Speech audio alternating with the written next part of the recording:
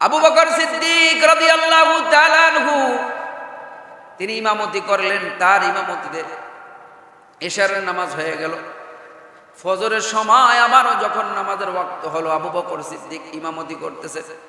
আল্লাহর নবী মসজিদে আসতে পারতেছেন না প্রচন্ড অসুস্থতার কারণে। আল্লাহর নবী মসজিদের নববীর জানলা দিয়া নবীর ঘর দেখা যায়, ঘর থেকে মসজিদ দেখা যায়। আল্লাহর নবী ফজরের সময় আবু বকর সিদ্দিক রাদিয়াল্লাহু তাআলা আনহু যখন ইমামতি করতেছে, আল্লাহর নবী পর্দাটা সরায়া তাকায়া তাকায় দেখতেছেন আর মুস্কি মুস্কি হাসতেছেন। যেই কাজের জন্য আল্লাহ আমাকে দুনিয়ায় পাঠাইছেন, আল্লাহর সাথে উম্মতকে দাঁড় করায়া দেওয়ার জন্য, আমি বোধহয় এটা সফল হয়ে গেছি। আল্লাহর নবী মুস্কি মুস্কি হাসে বলে, আলহামদুলিল্লাহ, আমার উম্মত আর কোনোদিন গোমরাহ হবে না, একজনের ইমামতিতে চলতে পারবে। সুবহানাল্লাহ। আল্লাহর নবী বিশ্ব নবী রাহমাতুল লিল আলামিন স্বয়ং এই দৃশ্য দেখা নবীজি হাসছেন, আনন্দ ফিল করেছেন। আল্লাহর নবী বিশ্ব নবী রাহমাতুল লিল আলামিন আবার যখন জোহরের নামাজের টাইম হয়ে গেল, রাহমাতুল লিল আলামিন তিনি অজ্ঞান হয়ে যান, আবার তিনি সুস্থ হয়ে যান। জোহরের আগ মুহূর্তে কিছুটা সুস্থতা ফিল করতেছেন।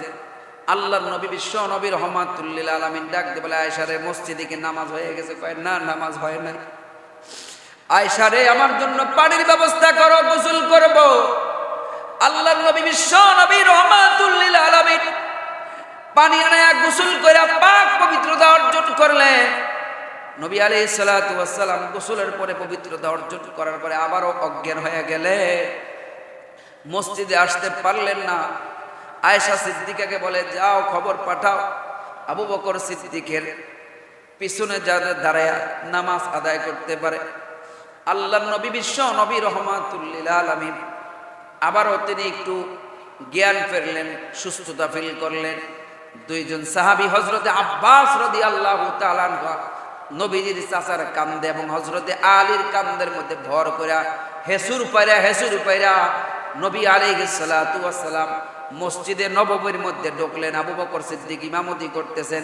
নবীজিকে দেখা আবু বকর সিদ্দিক পিছনে যাওয়ার জন্য চেষ্টা করলেন। আল্লাহর নবী তাকে নিষেধ করলেন, আবু বকর রে, ও আবু বকর, পিছনে আসার দরকার নাই, তুমি ইমামতি করো, আমি নবীজি তোমার পিছনে মুক্তাদি হলাম। হযরত আবু বকর সিদ্দিক রাদিয়াল্লাহু তাআলা আনহু ইমাম, বিশ্ব নবী রাহমাতুল লিল আলামিন বৈশা আবু বকর সিদ্দিকের পিছনে জোহরের নামাজের ইক্তেদা করলেন। নবী আলাইহিস সালাতু ওয়াস সালাম নামাজ শেষ হওয়ার পরে আল্লাহ রাসূল সাল্লাল্লাহু আলাইহি ওয়াসাল্লামের সাহাবায়ে কেরাম আজমাইন হাউ মাউ করে কাঁদতেছে। আহারে, নবীর পিছে বোধহয় নামাজ পড়তে পারবো না, নবী বোধহয় আর সুস্থ হয়ে আমাদেরকে ইমামতি করতে পারবেন না। আল্লাহ রাসূল সাল্লাল্লাহু আলাইহি ওয়াসাল্লামের মাথার মধ্যে প্রচন্ড জ্বর থাকার কারণে ভিজা কাপড় দিয়ে পট্টি বাঁধা ছিল রাসূল আকরাম সাল্লাল্লাহু আলাইহি ওয়াসাল্লামের মাথার মধ্যে।